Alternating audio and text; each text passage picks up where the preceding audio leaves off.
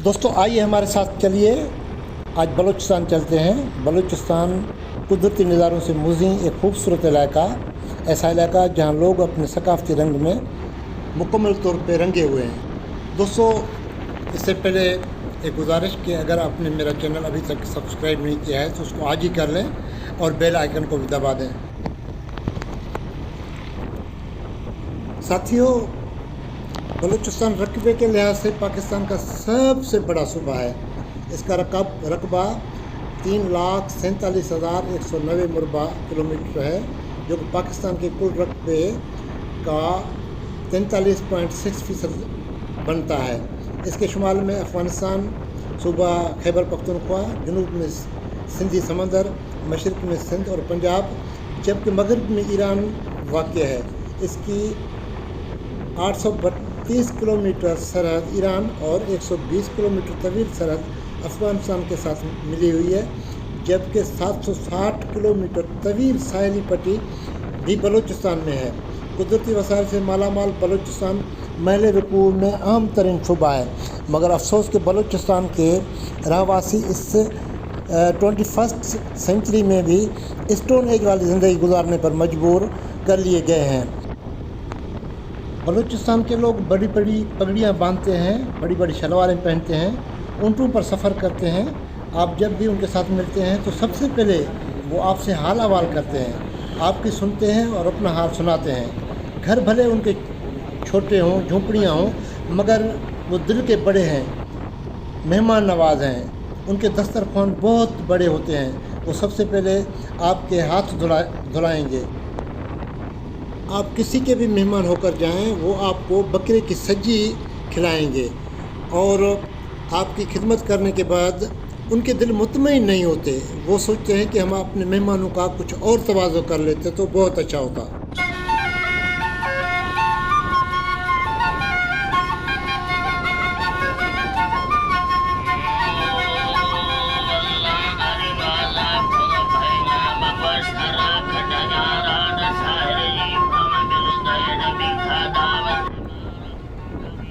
सुई और डेरा बुगटी के लोग जो हैं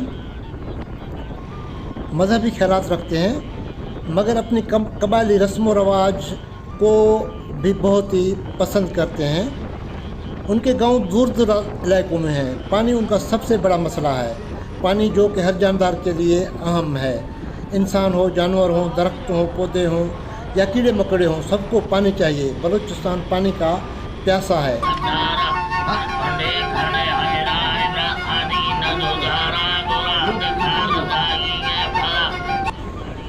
थैंक्स टू साइंस जिसने सोलर एनर्जी डिस्कवर की और जिसकी वजह से बलूचिस्तान के दूर दराज इलाकों में भी बिजली मुहैया हो गई और वहाँ लोगों ने ट्यूबवेल लगा दिए हैं और उन ट्यूबवेलों से ज़मीन सैराब हो रही है। ट्यूबवेलों से लोग मीठा पानी जो है वो खुद भी पी रहे हैं, अपने ढोर ढंगर को भी पिला रहे हैं और ज़िंदगी नए सिरे से जन्म ले रही है।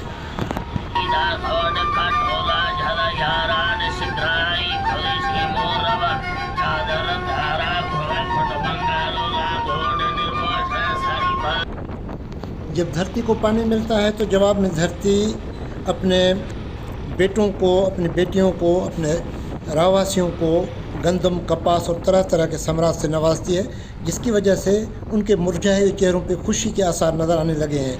ये सब कुछ सरकार या रेंजर्स वाले मुहैया नहीं करें, मगर ये सब वसाइल वहाँ मकामी लोग खुद पैदा किए हुए हैं।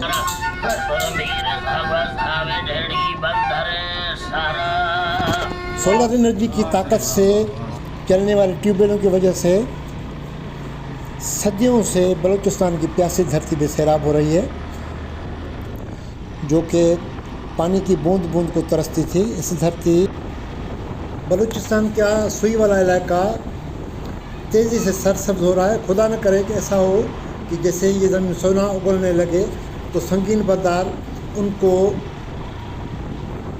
निशाना बनाकर ये कहें कि ये भी अभी कौमी असासे में शामिल कर दिए गए हैं, जैसे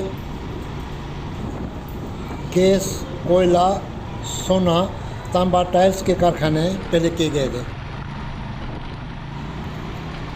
ये तो बिल्कुल वाज़ेह था कि ये एहलकार यहाँ मकामी आबादी के तहफ़्फ़ुज़ के लिए हरगिज़ तैनात नहीं किए गए हैं।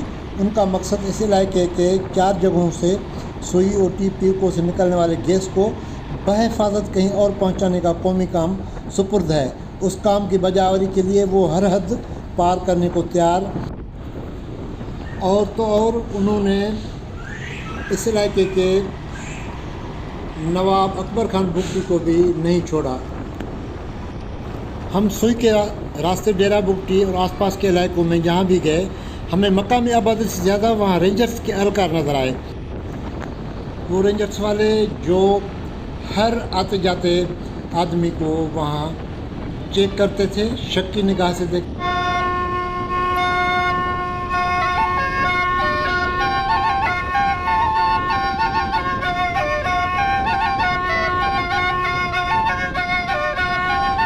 ये गैस तो बलूचिस्तान से सुई से निकलती है, मगर डेरा बुगटी वालों के चूल्हे लकड़ी से जलते हैं। गैस टर्मिनल्स में नौकरियां मकामी नौजवानों के लिए हरगिज़ नहीं हैं। और तो और मस्जिद का मौज़न भी बाहर से लाया जाता है।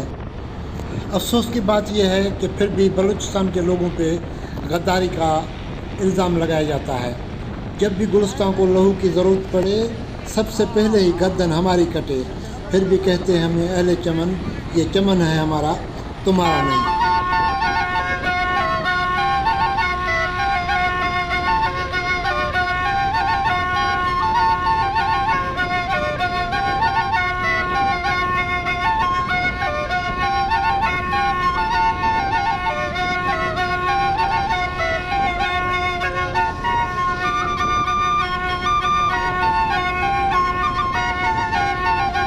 पाए जाते हैं।